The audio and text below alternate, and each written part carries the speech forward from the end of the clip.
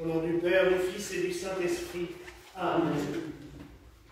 Mes très chers frères et sœurs, nous nous retrouvons, comme tous les ans, la veille du 3e dimanche de l'Avent pour célébrer cette messe aux chandelles.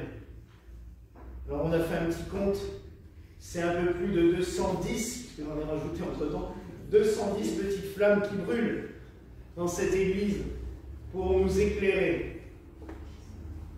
C'est une vieille tradition. À l'origine, elle se fait tôt le matin, à l'aurore, à 6 heures. Mais je pense que nous ne serions pas du tout aussi nombreux si j'avais fait ça. Parce que même moi, je ne serais pas venu. Les messes matinales, c'est pas mon fort. Mais bon. C'est pour symboliser tout simplement que malgré les ténèbres, la lumière brille, toujours. Et quand on regarde un petit peu toutes ces petites bougies allumées, c'est pas sans rappeler non plus toutes les décorations que l'on met dehors. Alors des fois quand j'entends « Ouais, mais avant on décorait pas comme ça vient des USA et tout ça », ben non, on décorait avec les moyens qu'on avait. On mettait les bougies. Et c'est fait partie, et même les églises aimaient justement faire ce genre d'office tout à la lueur des bougies, même si c'est vraiment pas une sinécure pour les yeux, même quand ils sont tout neufs. Non, mais il faut dire que le texte était particulièrement compliqué. En fait, c'est toutes les sortes d'encens qui existent. Hein. Et cinnamon, c'est la cannelle. Mais non, c'est vrai que toutes ces recettes d'encens, c'est pas forcément ce qu'il y a de plus simple à lire. Mais toutes ces lumières, c'est aussi un beau symbole, et moi c'est ça que j'y vois à chaque fois, c'est toutes nos âmes qui sans cesse brûlent devant le Seigneur. Parfois plus faiblement quand il n'y a pas assez de nourriture, d'alimentation, quand il y a presque plus de cire ou la mèche trop courte, ben, on fait une toute petite lueur. Quand il y a une grande mèche et beaucoup de combustible, ben, alors là, ça fait des grandes flammes. Nos âmes, c'est ça. Il nous faut déjà une bonne mèche. La mèche, elle va jusqu'au plus profond de la bougie. Elle est bien ancrée, bien droite. C'est la foi. C'est ce qu'on nous donne. On l'a. À l'origine. Mais, elle a beau être bien ancrée, s'il n'y a pas de combustible autour, bah mettez une mèche toute seule, elle va s'éteindre très vite. Ou elle va flamber d'un coup, comme les mèches qui nous servent à allumer les bougies, mais ça ne dure pas. Sur la durée, il n'y a pas de résistance.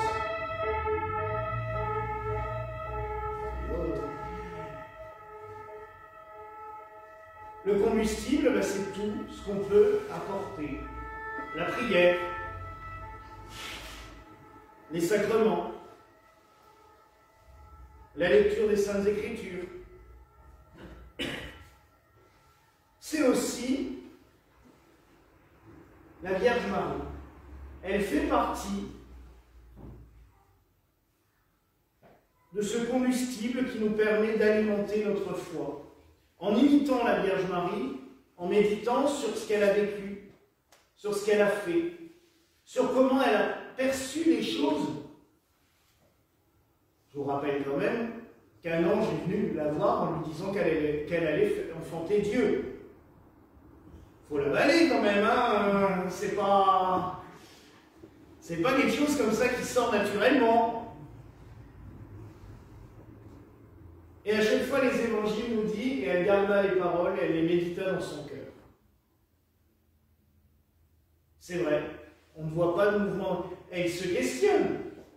Le passage que nous avons lu un peu plus loin, elle dit à l'ange, mais comment c'est possible? Je ne connais pas d'homme. Ah si, elle connaît Joseph, mais connaître au sens biblique. Elle n'est pas bête, elle sait comment ça marche. C'est pas possible. Et l'ange doit lui expliquer qu'il... L'Esprit Saint viendra sur toi, il te couvrira de son ombre. Et alors là, une fois qu'on lui a expliqué les choses, c'est là qu'elle fait cette profession de foi. qu'il me soit fait selon sa parole. Elle s'abandonne totalement à la volonté de Dieu. Pas bêtement, pas comme un esclave, j'en parlais déjà jeudi pour l'Immaculée Conception, mais elle s'abandonne à la volonté de Dieu en pleine connaissance de cause. Elle a eu son explication, elle sait comment ça va arriver, elle sait pourquoi. Donc, oui, Seigneur, qu'il me soit fait selon ta parole. Nous aussi, nous avons du mal. Je pense que ça nous est toutes et tous arrivé dans le milieu professionnel ou scolaire. On nous donne un ordre, mais on ne le comprend pas. Qu'est-ce qu'on fait? Soit on ne peut pas le faire, soit on maugré, soit on râle, soit on le fait de travers, parce que comme on ne sait pas ni les tenants ni les aboutissants, on n'y arrive pas. Là, Marie, c'est pareil. Cette messe aux chandelles tombe aussi, en ce 10 décembre, sur un jour de fête particulier, Notre-Dame de Lorette, où, dans le vrai nom de la fête, la translation de la maison de la Très Sainte Vierge Marie et de Saint Joseph à Lorette. C'est qu'en fait, il y a eu un miracle qui s'est produit au XIIIe siècle. On sait archéologiquement que la maison de Nazareth où vivaient Marie et Joseph était composée de 2 parties. Une partie troglodytique, comme toutes les maisons de Nazareth à l'époque, donc creusée dans la roche, qui existe toujours sous la basilique de l'Annonciation à Nazareth, et une partie en briques, 3 murs et un toit. Et cette partie-là a été miraculeusement transportée de Terre Sainte, qui était à l'époque envahie, et les lieux saints il était impossible d'aller prier là-bas, jusqu'à Lorette en Italie. Vous allez me dire, oui, bien sûr, une maison qui entre nous, d'ailleurs, Notre-Dame de Lorette est devenue la patronne des aviateurs. Ah oui, ça vole tout seul. L'Église a toujours beaucoup d'humour pour choisir ses saints patrons. Mais n'empêche que ce soir, à Notre-Dame de Lorette à Paris, dans la grande église du quartier de Lorette, il y a la messe avec tous les aviateurs. Parce que c'est leur lieu de pèlerinage, ils viennent tous les ans prier leur sainte patronne. Alors oui, comme ça on peut se dire c'est bizarre, c'est pas normal. On a dit que c'est les anges qui ont porté la maison jusqu'à Lorette. J'avoue que même moi au début, je me suis dit oui, bon, là on va un peu fort sur les miracles, c'est un peu beaucoup. Et en plus, on a inventé au XVIIIe siècle une théorie comme quoi il y avait un prince qui s'appelait Ange et qui a fait démonter la maison. Ce qui est plus probable, plus... Mais il y a eu les dernières découvertes scientifiques qui sont parues il y a quelques années. Et alors là, on est totalement stupéfait. Toute la maison est construite en briques et en mortier d'une fragilité extrême, c'est-à-dire que si on touche quoi que ce soit, ça s'effondre. Et pourtant, elle tient. Si ils ont gratté le mortier, ils ont analysé le mortier.